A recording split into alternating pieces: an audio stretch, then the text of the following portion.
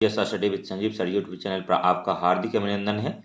इससे पहले जो है हम लोग एडिटोरिया बीपीएससी बिहार प्राथमिक शिक्षक का जो 15 सेट आया था, तो इससे पहले हम लोग देखिए 9 सेट मतलब 8 सेट तो कंप्लीट देख लिए थे। एक ही वीडियो में 6, 7 और 8 हम वीडियो आप लोगों को प्रोवाइड किए थे, तो जिसमें कि 9 का जो था हम लोग मतलब 67 नंबर तक क्वेश्चन देख लिए थे। तो चलिए फिर से 66 नंबर से देखते हैं। वीडियो अगर अच्छा लगेगा तो लाइक कीजिएगा, सब्सक्राइब कीजिएगा और शेयर कीजिएगा। तो 66 नंबर था कि निम्नलिखित में से किस पदार्थ की उच्चतम विद्युत चालकता होती है, तो चांदी का होता है। और नेक्स्ट था 67 नंबर क्वेश्चन है कि प्राकृतिक में पाए जाने वाला सोडियम क्लोराइड निम्नलिखित में से कौन सा खनिज होता है, तो हैलाइट होता है। और 68 नंबर है निम्नलिखित कौन सा कथन सही सुमेलित नहीं है, तो आवर्त सारणी के शून्य समूह में रखे गए तत्व निष्क्रिय तत्व के नाम से जाने जाते हैं। और सबसे भारी धातु ऑस्मियम को बोलते हैं, ऑस्मियम। और नेक्स्ट सबसे हल्की धातु सोडियम।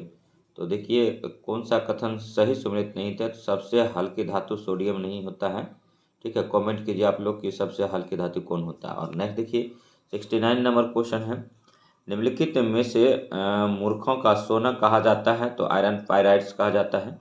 और नेक्स्ट देखिए 70 नंबर है, वायुयान निर्माण में किस मिश्र धातु का प्रयोग किया जाता है, तो मैग्नीशियम और ड्यूरेलियम का किया जाता है। और नेक्स्ट देखिए 71 नंबर क्वेश्चन है, हंसाने के लिए निम्नलिखित में से किस गैस का प्रयोग किया जाता है, तो नाइट्रस ऑक्साइड का किया जाता है। और नाइट्रस ऑक्साइड का सूत्र होता है N2O, याद रखिएगा। और नेक्स्ट देखिए 72 नंबर क्वेश्चन है कि निम्नलिखित में से कौन सी गैस जो फोटोकेमिकल स्मॉग के कारण आँखों में जलन पैदा करती है, तो एक्रोलीन करता है। और नेक्स्ट देखिए 73 नंबर क्वेश्चन है कि गैसों के आयतन, दाब भिन्न भिन्न नियत तापों पर आचरण को दर्शाने के लिए आरेखित चक्र रेखा क्या कहलाती है, तो आइसो थर्मल कहलाती है। और 74 नंबर है, निम्नलिखित में से कौन सा मौलिक अधिकार भारतीय नागरिक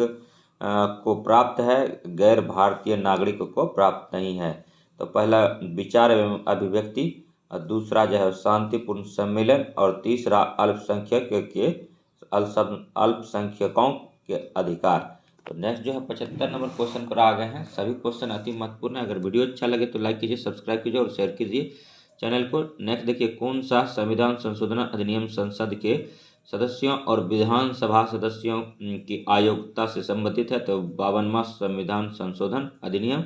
और नेक्स्ट देखिए ठीक है मतलब कौन सा संविधान संशोधन अधिनियम संसद के सदस्यों और विधानसभा सदस्यों की अयोग्यता से संबंधित है, तो 52वां संशोधन अधिनियम। 52वां 1985 में जो हुआ था वो दल बदल से भी था, याद रखिएगा। और नेक्स्ट देखिए ठीक है निम्नलिखित में से यह किनका कथन किनका है कि राज्य के नीति निर्देशक सिद्धांत एक ऐसा चेक है जो बैंक की सुविधाजनक अदा किया जाता है, तो केटी शाह का है। महत्वपूर्ण कथन है, इसको थोड़ा नोट डाउन कर लीजिए अगर नोट करते हैं तो, या फिर वीडियो को दोबारा देख लीजिए। नहीं देखिए निम्नलिखित में से अंतर्जातीय परिषद का अध्यक्ष कौन होता है, तो प्रधानमंत्री होता है। और 78 नंबर क्वेश्चन है कि भारत के संविधान का कौन सा अनुच्छेद भारतीय निर्वाचन आयोग की स्थापना से संबंधित है, निर्वाचन आयोग आर्टिकल 324 से संबंधित है।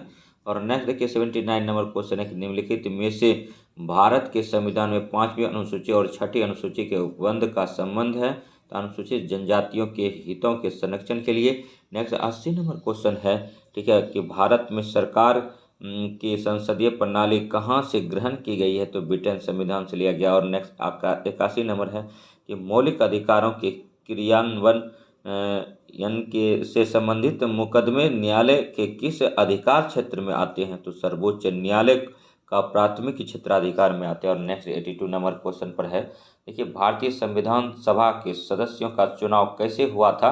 तो विभिन्न प्रांतों की विधानसभा द्वारा चुना गया था। और नेक्स्ट देखिए 83 नंबर क्वेश्चन है कि किस संशोधन के तहत राष्ट्रपति को कोई भी सलाह मंत्रिपरिषद द्वारा पुनर्विचार किए जाने के लिए वापस भेजने का अधिकार प्रदत्त किए गए थे? तो 44वां संविधान संशोधन। और नेक्स्ट 84 नंबर क्वेश्चन देखिए कि निम्न संविधान संशोधन में से किस एक के अंतर्गत दिल्ली राष्ट्रीय राजधानी क्षेत्र बना? तो 69वां संविधान संशोधन। और नेक्स्ट देखिए, ठीक है, नेक्स्ट क्वेश्चन है कि 85 नंबर है कि भारत के राष्ट्रपति के द्वारा अनुच्छेद 123 के तहत जारी अध्यादेश संसद का सत्र प्रारंभ होने के बाद कितने समय तक प्रभावी रह सकता है? तो 6 सप्ताह। और नेक्स्ट देखिए 66 नंबर क्वेश्चन है, ठीक है, कि पंचायती राज संस्थाओं में आरक्षण संबंधी प्रावधान की चर्चा किस अनुच्छेद के तहत की गई थी? तो अनुच्छेद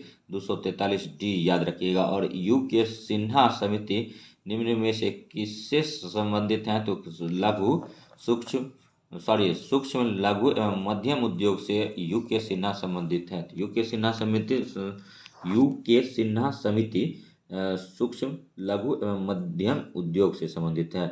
और नेक्स्ट देखिए 88 नंबर क्वेश्चन है कि निम्नलिखित में से किस पंचवर्षीय योजना ने मानव विकास को भी सभी विकासात्मक प्रयासों के मूल के रूप में मान्यता दी है? तो 8वीं पंचवर्षीय योजना। और नेक्स्ट देखिए 89 नंबर है, ठीक है, कि निम्नलिखित में से किस वित्तीय वर्ष पहली बार बिहार आर्थिक सर्वेक्षण प्रकाशित किया गया था? तो 2006-07 में किया गया था। और नेक्स्ट देखिए 90 नंबर क्वेश्चन है कि निम्नलिखित में से किसे राष्ट्रीय आय की गणना में शामिल नहीं किया जाता है? तो मध्यवर्ती, ठीक है, वस्तुएं। और नेक्स्ट 51 नंबर क्वेश्चन है कि प्रधानमंत्री आवास योजना के लिए घोषित कुल बजट परिव्यय कितना है? तो 79,000 करोड़ रुपये। और नेक्स्ट 92 नंबर है, निम्नलिखित में से कौन सा मैदान रचनात्मक मैदान का उदाहरण है? तो हंगरी का मैदान।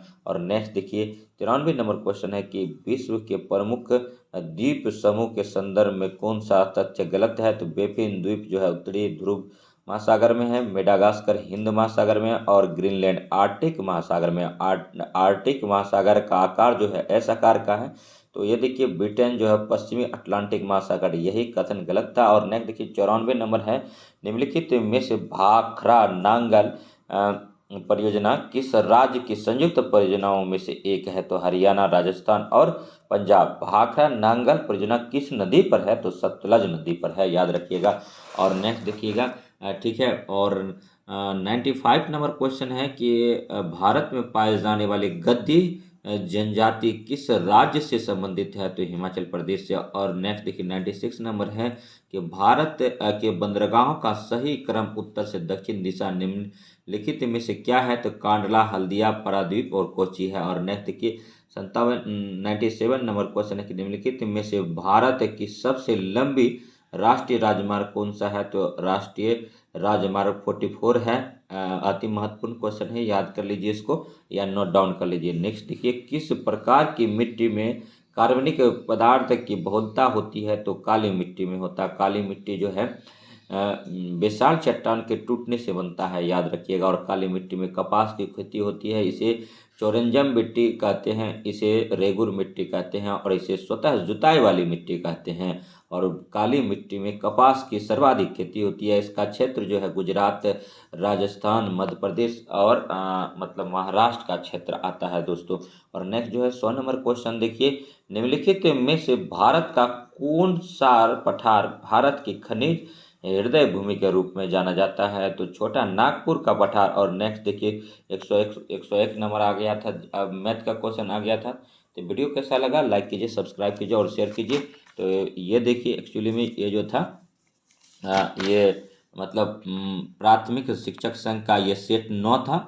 और सेट 9 में एक्चुअली में क्या था कि हम जो है ठीक है आपको मतलब पहले करा दिए थे एक साथ 6, 7, 8, 9। और तो इसीलिए इसको मतलब पुनः से आप लोग रिवीजन कर लीजिएगा और जितना रिवीजन करेंगे उतना आपको चीज़ें याद होगी और क्वेश्चन का आंसर भी दिमाग में सेट हो जाएगा और क्वेश्चन समझ भी पाएंगे। तो आपको एग्ज़ाम हॉल में आंसर निकालने में कोई कठिनाई नहीं होगी। हाँ, लेकिन कुछ फ्रेंड कह रहे थे कि ये सब क्वेश्चन नहीं आएगा, कमेंट हमने पढ़ा। तो एक्चुअली में ये देखिए, मैक्सिमम चीज़ तो प्रैक्टिस सेट हम लोग लगा रहे हैं। और रही बात क्वेश्चन नहीं आने का, तो क्वेश्चन कहाँ से लाएंगे?